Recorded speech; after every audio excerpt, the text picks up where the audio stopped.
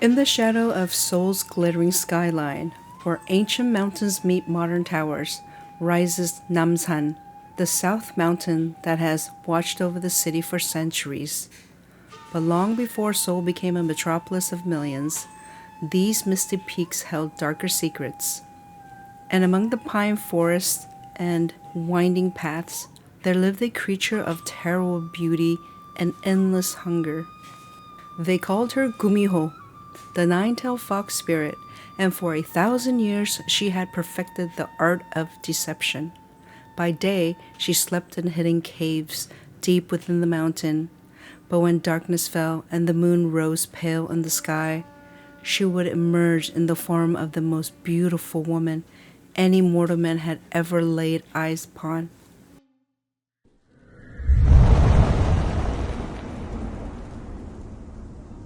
Our story begins on a particularly dark autumn night in the year 1592, when the kingdom was still recovering from the Imjin Heran War. In a small tavern at the foot of Namsan, village men gathered around flickering oil lamps, drinking makgeolli and sharing fearful whispers about the recent disappearances. "Another one missing," whispered old Bakarabaji, his weathered hands trembling as he lifted his cup. "Young Kim Chul-soo, his mother found only his gut by the mountain path, and strange fox tracks leading into the darkness." "That makes 7 this month," added the rice merchant, his voice barely above a whisper. "All young men, all handsome, all last seen walking up the mountain path after sunset. The Gumiho is hunting again." But in the corner of the tavern sat a young man named Jinu, barely 22 years old. With the arrogance that often comes with youth and good looks, he had traveled from Hanyang, the old name for Seoul, and he laughed at what he considered peasant superstitions. "You old men and your ghost stories," Jinu scoffed, standing up and swaying slightly from the makgeolli.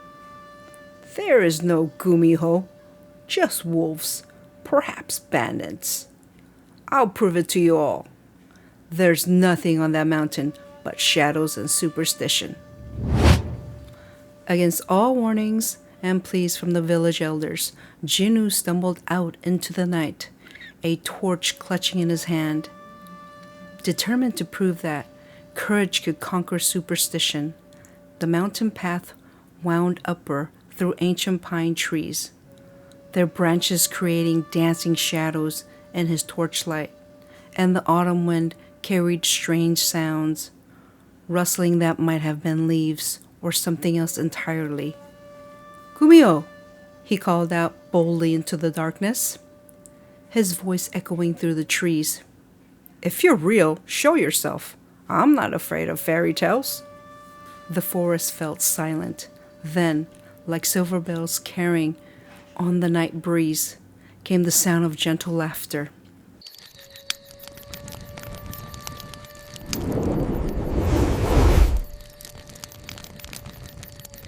"Such a brave young man," came a voice sweet as honey, walking all alone in the darkness. Jinu spun around, nearly dropping his torch in surprise. From behind an ancient pine tree stepped the most beautiful woman he had ever seen. She wore a flowing white hanbok that seemed to glow in the moonlight, her long black hair adorned with silver binyeo hairpin, and her skin was as pale and perfect as fresh snow. "I am Myung," she said, stepping closer with movements as graceful as flowing water. "Are you lost, Oppa? It's dangerous to walk these mountain paths alone at night. There are wild animals." For just a moment, in the flickering torchlight, her eyes seemed to flash golden like a fox's. But Jinu was too mesmerized by her beauty to notice. "Come," Myung whispered, her voice like silk against skin. My jeep is just ahead. I'll prepare hot cha to warm you, and you can rest until morning. She led him deeper into the forest, to a grove where a mist seemed to dance between the trees, and there, as if materialized from a dream, stood a beautiful traditional hanok house, its paper windows glowing warmly with tumber lantern light. As they walked, Jinwoo failed to notice the white bones scattered in the shadows around the house, or the way Myung's feet seemed to barely touch the ground, or how no insects sang in this strange silent grove. Inside the house, everything was perfect, too perfect, like a beautiful dream that feels wrong at the edges. Myung moved with inhuman grace as she prepared tea, her every gesture flowing like liquid silk. "Tell me about yourself, dear Jinwoo," she said, her voice honey sweet, but with an edge sharp as blade. "Do you have family who will worry about you? Friends who might come looking?" "I live alone," Jinwoo replied, not catching the predatory gleam in her eyes. "I'm a scholar, traveling on my own. No one really expects me anywhere." Myung smiled then, and for just a moment her teeth seemed too sharp, too white, like fangs designed for tearing flesh. Behind her, barely visible in the lamplight, 9 foxtails flickered in and out of existence, like shadows of shadows. "Perfect," she whispered, though her lips barely moved. "Drink, my dear Jinwoo. The tea will make you feel closer to me." The tea steamed with mist that seems to move against the natural air currents. And as Jinwoo drank, his visions began to blur and shift. The beautiful room began to change, revealing glimpses of its true nature. Ancient bones embedded in the walls, tattered clothing hanging from the rafters, and the sweet scent of jasmine tea giving way to the metallic smell of old blood.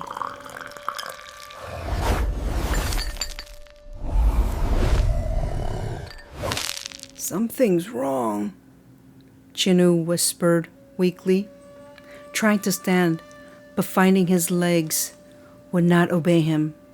Myung's laughter filled the room, but it was no longer the sweet sound of silver bells. Now it was wild and inhuman.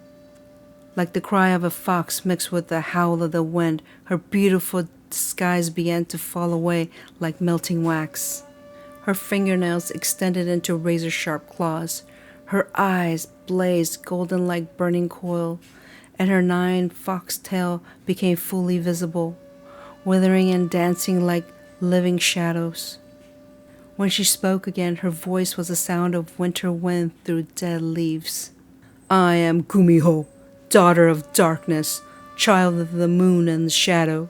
For 1,000 years I have walked these mountains, feeding on the gan and shimjang, the liver and the hearts of foolish men who think themselves brave enough to challenge the old ways."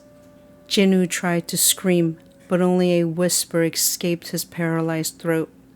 The Gumiho circled him like a predator, her tails creating patterns in the air that hurt to look at. "You called for me, brave scholar? You mocked the wisdom of the elders? You wanted proof that I exist? Now you shall become part of my legend forever. Your gi, your life essence, will feed my power for another 100 years." As dawn broke over Namsan, painting the sky in the shadow of pink and gold, the supernatural house vanished like morning mist. All that remained on the forest floor were Jinwoo's gut hat, a few torn pieces of his durumagi overcoat, and fox tracks that lead deeper into the mountain where no human dared to follow. An old woodcutter found the remains and shook his head with familiar sorrow. He had seen this too many times before, young men who thought courage could overcome ancient evil, only to become food for creature older than memory. "Rest in peace, you fool," he whispered, placing the gut respectfully on a stone. May your young one find its way to your ancestors, and may others learn from your fate. When he returned to the village with news of another disappearance, the people performed the proper jesa, funeral rites, and doubled the guards on the mountain path. But they knew, with a weary certainty that comes from generations of experience, that it would not be enough. Young men would always test their courage against the old legends, and the Gumiho would always be waiting. And so the cycle continued, as it had for 1,000 years, and as it would for 1,000 more.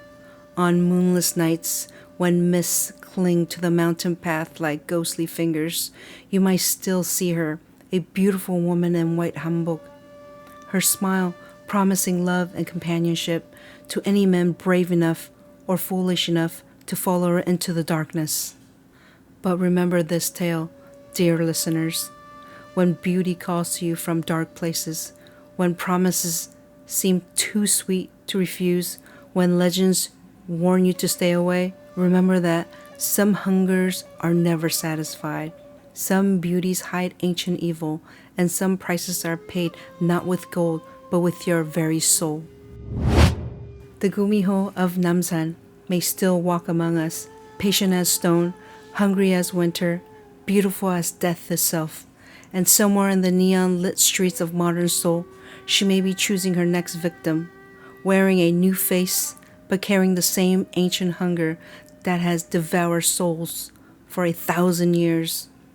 So ends the tale of the Gumiho of Namsan, a story of hunger that knows no bounds, beauty that conceals ancient evil, and the price of arrogance in the face of wisdom passed down through generations.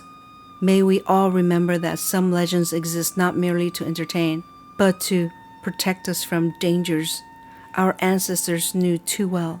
Listen to the old stories, heed the ancient warnings, for in a world where old spirits still walk among the living, wisdom may be the only thing that keeps us safe from becoming the next chapter in someone else's terrible tale.